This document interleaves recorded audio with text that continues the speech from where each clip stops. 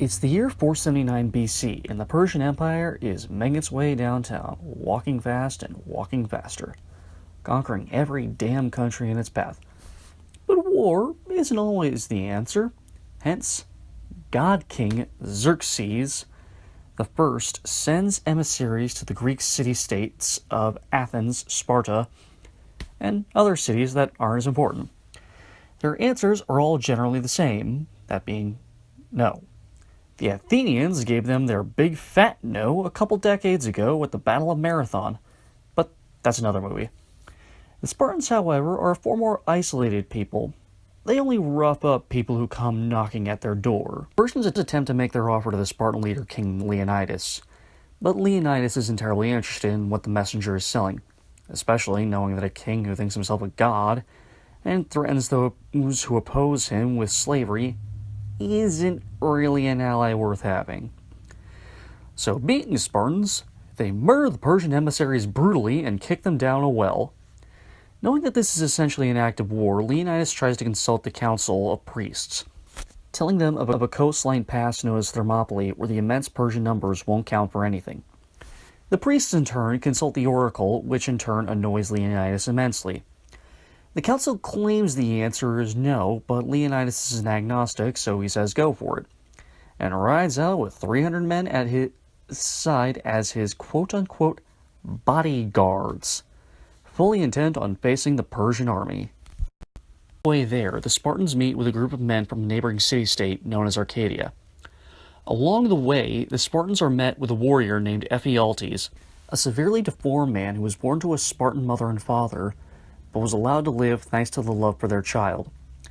Ephialtes insists on joining the fight, but Leonidas tries to let him down easy because of his body shape, which would prevent him from being an effective member of the Spartan phalanx maneuver. Ephialtes, surprisingly, takes this pretty well.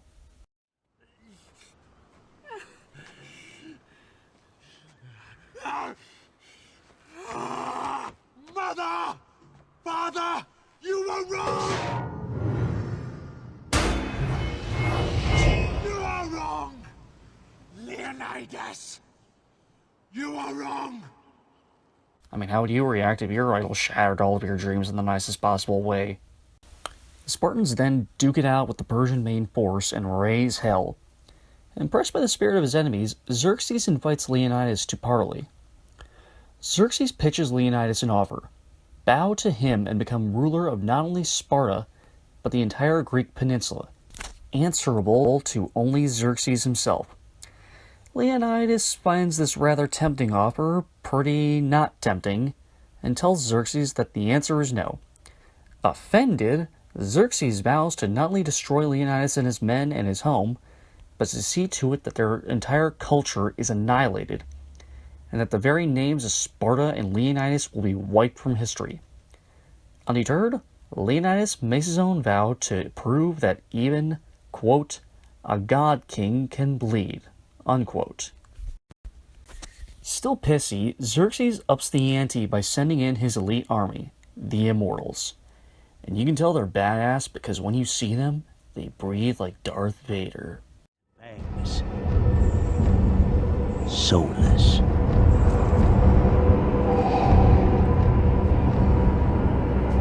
They're a little harder to kill than the main force, but the Arcadians managed to pick up the slack. So, Xerxes tries to up the ante even further by sending in elephants, and rhinos, and sorcerers equipped with grenades, I guess. They also die easily enough. Meanwhile, back in Sparta, Leonidas' wife Gorgo! Her name is Gorgo! She's trying to win the support for her husband with the Spartan Law Council.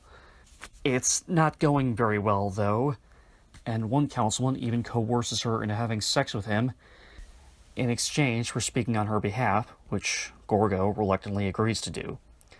Naturally, being the kind of person who pulls this crap, the councilman lies and says she seduced him.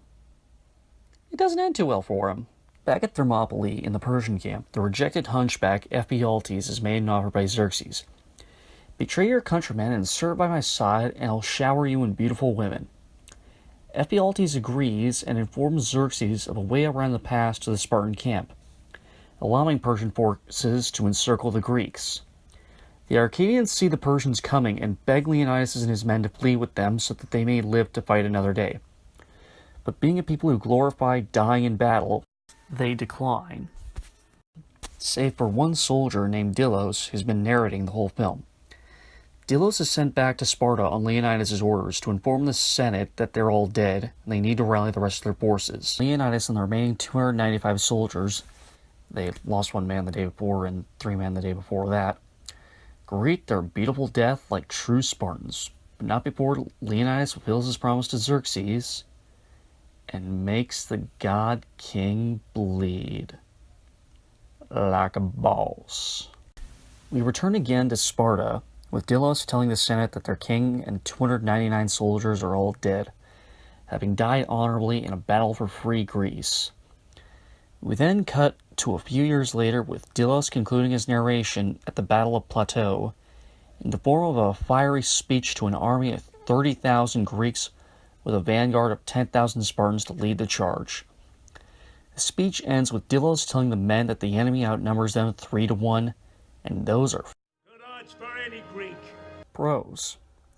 The score by Tyler Bates is absolutely fantastic. The film starts off with a montage of Leonidas' training as an adolescent, and they play this epic theme for when Leonidas returns home to Sparta. It's kind of a ripoff of a theme from Titus, but it's still freaking awesome. Just watch.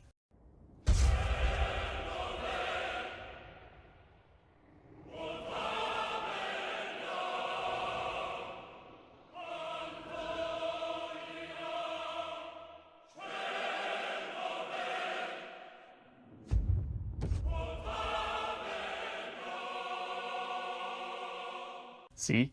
What did I tell you? Gerard Butler gives the performance of his career here. If you watch this film, you will immediately mourn the number of action films this guy has not made. Seriously, this guy's only done 3 action films since then. Gamer, Olympus Has Fallen, and London Has Fallen, if you're wondering. But moving on from that, this guy is one of those actors with that magic power being able to be subtle and contemplative in the same movie where he's going full-on ham. In fact, he can sometimes call on this ability in the same scene. There's a moment where the Persian emissary played by Peter Mensa tells Leonidas to make his call. And Butler looks around at the courtyard. You can see the wheels turning in his mind as he mulls over the choice he's about to make. Right before the infamous "This is Sparta" moment, takes a quick look at his wife, as if to ask her for her permission to do what he's about to do. And then, of course, we see the immortal moment burn into all of our brains. This is Sparta! God, I love that. I also like how, while Leonidas is a Spartan, and therefore adores combat, he doesn't take the prospect of it lightly. He knows he's asking a lot of his men to forsake their lives and whatever they leave behind to fight for what amounts to something they'll never be able to see. A time when all of Greece is united under one banner, and every Greek man is a free citizen. Lena Headey is always fantastic. Hell, she was even good in The Purge. The Purge! That blasted awful horror film that turned into an okay action film that turned into an apparently less okay action threequel. Me telling you that Lena kills it as Queen Gorgo is like me telling you that the sky is blue or that the grass is green or that Tom Cruise is shorter than he looks. You already know, oh, you're a smart person. You have reasonable observation powers. But I do especially like her character here. She's willing to do things she doesn't want to do to help her husband. But at the same time, she's not helping Leonidas purely because it's her duty as a wife. She's helping him because she agrees with his cause. When Leonidas is doubting whether or not to go to war with Persia, Gorgo tells him to ask himself, what should a free man do? Need I say more? The individual Spartans are on the thinner side in terms of characterization, but they're all identifiable and, in my opinion, more interesting than the side characters in Dawn of the Dead. Stelios, for instance, is a straight up blood knight. He loves violence more so than any of the other Spartans. When a Persian slave driver tells him that the Persian army's arrows will blot out the sun, you can see his mouth watering at the idea of the battle. He loves fighting and he's ready for another one. Then there's Captain Artemis, who's very much the standard old soldier who's hyping up the troops. But the interesting thing to me is the relationship with his son, Astynos. When Leonidas is looking over the 300 and spots Astynos, he comments on how young he is. Artemis counters that the two of them weren't much older when they first saw battle. During the first day at the Battle of Thermopylae, he hears his son breathing heavily as a faction of Persian cavalry rides towards the Spartan army, and he tells them to just stay steady. During the second day, there's a moment where an immortal is coming to stab Artemis, but Astynos blocks their sword with his shield, and they have this sort of father-son moment where they both kill this dude, and Artemis looks at his son like he just witnessed the most incredible thing ever. Then comes the third day, when Astynos takes down a frickin' rhino with just a strong throw of his spear, and one of the two men observing him as he pulls his weapon from the dead beast is his father. Later on the same day, we see Stelios and Astynos fighting back-to-back and kicking some serious ass. And when it seems like the fighting is done for today, Artemis calls out to his son and smiles at him like he's never been prouder in his life. And Astynos smiles back at his father, happy to receive his father's praise. And then a Persian on horseback beheads Astynos, and Artemis just plain loses it. He's screaming bloody murder and breaking rank with the rest of the remaining 300, and just going berserk on every single Persian he meets. Delos' narration describes his screams as being more terrifying to the enemy troops than even the deepest war drum sound.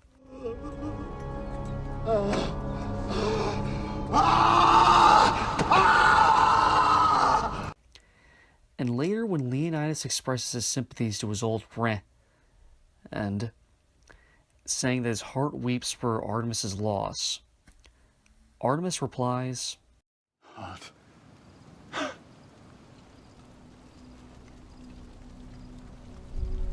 I have filled my heart with hate.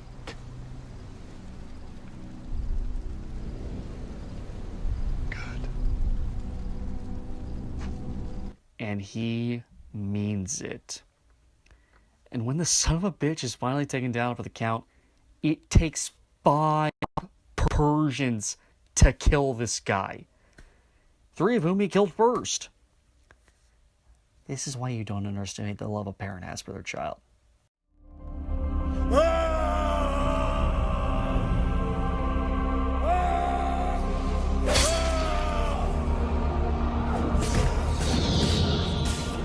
Actually, since I talked about how much I like Astynos' dad, I figure I should talk about him too. Most of his character is what I already talked about. He's the kind of stock character for these types of stories as well. You know, a young soldier who wants to do his part, but at the same time, he proves his worth as a soldier. And he does. Not only does he kill, well, plenty of Persians, survive the battle with the Immortals, and takes down, again, a frickin' rhino. But he also displays one of the more subtle instances of being a warrior. He's aware of his environment, and is the first one to point out that their group is being followed by Ephialtes. And when he dies, it's of no fault of his own. He was only distracted by his father calling out to him. Had Artemis waited until after Astynos had rejoined the phalanx, he would have seen the horsemen coming and taken him out no problem. I also like the friendship he has with Stelios. They have a fun camaraderie, with the both of them teasing each other while murdering the crap out of Persian soldiers. You're a likable guy, Astinos. I'm sorry you got your head chopped off. No problem, pal. There's not much to Delos. Ironic given how much of the film consists of him just chatting away at us. But I still love most of his lines. My personal favorite being a moment where Leonidas asks if being half-blind will be an issue at all. And Delos replies, "It's only an eye, sire. The gods saw fit to give me a spare." I'll admit, I'm just a sucker for lines where characters are just hardcore in the most nonchalant way. I actually think Ephialtes is a pretty compelling character. A deformed hunchback whose family fled from Sparta to save his life. And knowing this, the guy still comes to Leonidas, pleading to let him be a part of the battle. He longs to be a Spartan, despite knowing that it's only a pipe dream on his part. And that's the part that probably stings the most. It's not that Leonidas told him no. It's that he did so gently. And then comes Xerxes, who not only offers him status, but offers him the ability to be treated as an object of desire. I don't want to come across as rude or, worse yet, ableist, but look at this poor guy. Do you for 1 minute believe that this character has been looked at by a man, or woman, with any kind of sexual desire? Probably not. And then Xerxes tells him that you can have status, you can have women, or men, you can have vengeance on all of those who have ever looked down on you, and all you have to do is bow to me. Put yourself in this poor fellow's shoes. Wouldn't you find that offer tempting too? But even that aside, he still holds Leonidas in high esteem and tries to convince him to stand down against Xerxes. Even as a traitor in his heart of hearts, Ephialtes still wants to be a Spartan. Which is why you can see him wincing when Leonidas tells him, "May you live forever." Because like Stelios said earlier in the movie, all Spartans desire a beautiful death. And what greater punishment is there for someone who wants so badly to be a Spartan, and yet will never be one? Xerxes is probably the most one-dimensional character in the film, if I'm being honest. But that's perhaps the point of his character. Everything about his look, from the piercings, to the weird drawn-on eyebrows, to the weird hat made of golden chains, to the bracelets and rings he wears, to the bizarre gold collar with more chains, to the leg bracelets around his ankles, to the armbands with chains on them, to the gold chainmail codpiece he wears, to the giant mobile throne made of gold with two large bull heads protruding from the sides, to the fact that when he steps down from it, he literally steps on a staircase made of people. All of that just screams, "Pay attention to me!" It is literally the most try-hard thing you could come up with, and I praise costume designer Michael Wilkinson for it. This is literally just some spoiled, self-important high school popular kid who's mad because that cool new kid said he doesn't want to sit with him at lunch. Back on the Greek side, I'd say Daxos is probably one of the least developed characters of the film, even when compared with the Spartans. But at the same time, we do get to see some personality from him. He's the only non-Spartan who frequently interacts with the Spartans. And most of these reactions can consist of him saying this. "Seriously, what the hell's wrong with you people?" To Leonidas and friends. Or at the very least, clearly thinking it. And I think that makes for some actually kind of refreshing humor. It's fun to pretend you're Leonidas, or Stelios, or Delos, or Artemis, or Astinos. But in reality, you'd likely be Daxos. You don't want to die some glorious death. You want to defeat your enemy so you can hopefully head home after all this insanity and return to peacetime. Not much to say about the two councilman characters we meet in the film. Theron's a treacherous dick who deserves to be stabbed.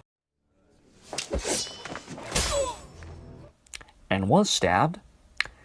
And the older fellow, the loyalist, as he's credited, is a nice old man who stood by Gorgo when it counted. Good on you. The action scenes are fantastic across the board. Snyder makes excellent use of both slow motion and fast motion during his scenes of Spartan carnage. And director of photography Larry Fong keeps the focus on our main characters and never allows the scene to become confusing or difficult to follow. We always see how powerful, well-trained, and deadly the Spartan warriors are, but it's never at the expense of making it seem like it's easy. All these warriors are breathing heavy, are sweating bullets, and have scratches on their helmets, gauntlets, and shields. They're clearly superior warriors, but they're not invincible. Some of them die, some of them are cut. One of them loses an eye, although we don't see how. We see them tending to their wounds, like a quick moment during the end of the third day at Thermopylae, where we see Stelios pressing a hot blade to a fellow Spartan's wound to cauterize it. This is actually something I complained about in one of my lightsaber videos with the fight between the Jedi and General Grievous in the original Clone Wars cartoon. You can make both parties feel competent while showing the superiority of one over the other. I feel like that's something that people sometimes forget. These dudes aren't superhuman. They can bleed, they can die, but they can still also make you bleed and die. And odds are, they'll kill you before you can even attempt to kill them. Everyone in the world, myself included, has made cracks about how these amazing warriors won't wear any freaking chest plates. But I do like how they make actual use of what little armor they do have. During his fight with the Uber Immortal, Leonidas literally saves his own life by blocking the big guy's sword swing with his wrist gauntlets, and his actual helmet prevents the left side of his face from looking like a slice of salami. The history nerd in me really does love when they show the mechanics of the phalanx during the first day at Thermopylae. Like, if you know anything about ancient Greece, then you know for a fact that the phalanx was the bread and butter of the Spartan army. Sparta was never the unstoppable force necessarily. They were the immovable object. Throw as many dudes as you want at them, and they'll be pushed back, or worse. Usually worse. Actually, always worse. Definitely always worse, except for, the last day. Whatever. I really love the visual aesthetic of this movie. There are shots of the movie that I wish I could just hang up on my wall. Like the scene of Leonidas just standing there. Shut up! As the Persian arrows just descend upon him from the skies. There's also the wide shot of Leonidas talking to his wife and son before departing for the war. The shot of Leonidas during the first day at the Battle of Thermopylae as he's getting ready to throw his spear. The various shots of the Greek/Spartan army charging into battle. You could even toss in that image of the mangled bodies nailed to the tree by Persians. If you're sick in the head. Speaking of being sick in the head, I like the juxtaposition of Gorgo's love scene with Leonidas against Theron coercing her and having sex with him. I like that we see that Gorgo enjoys sex and likes having it. The reason she isn't happy when she's being boned by Theron isn't because she dislikes sex. It's because she doesn't want to have sex with him. I kind of appreciate that. I don't see that often enough. I really love the prologue of Leonidas as a child and a young man. Delos' narration combined with the score and the visuals just creates such a cool atmosphere. I especially love the penultimate scene where 18-year-old Leonidas is in the middle of a winter forest with a hungry wolf. There's just this wonderful tension there that I can't help but love. And it serves as a really cool analogy to the actual battle we're about to witness when the film progresses. Also, here's a neat little detail.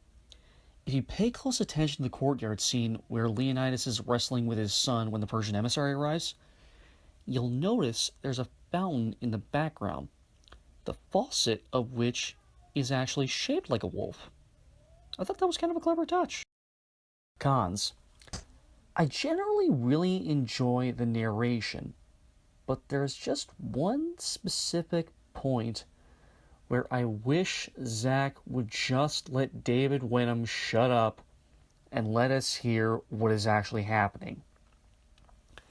Earlier in the film, when Astynos is killed, before Delos' narration comes in, and we actually hear Artemis's reaction. We see Artemis break down in tears while his disheartening cries of pain and sorrow turn into these unsettling screams of hate and rage. And then as we see the other Spartans pull away from the battle, we hear Delos say that his crimes are, well, you know. Cries of pain at the loss of his son are more frightening to the enemy than the deepest battle drums. But later on in the movie, we come to a scene of Leonidas screaming bloody murder during the final day at Thermopylae, and Delos describes it as a loud and mighty roar, which sounds cool, but I'd rather hear the roar than hear it described to me. I wish the Arcadians got to do more. I understand that the film is about the 300, but you could maybe trim some stuff with the Persians to show us more of the other guys. I know we learned more about the other guys in the other movie, which I will discuss, but I'd like to know a little more about Daxos and company than I do now. And again, the narration describes them as more brawlers than warriors and brave amateurs who do their part. But let's actually see what that looks like instead of cutting back to a rather peeved-looking Leonidas. The execution of Xerxes' generals, like, why this? Why a fat dude with swords for arms? Why not just, a big guy with an axe?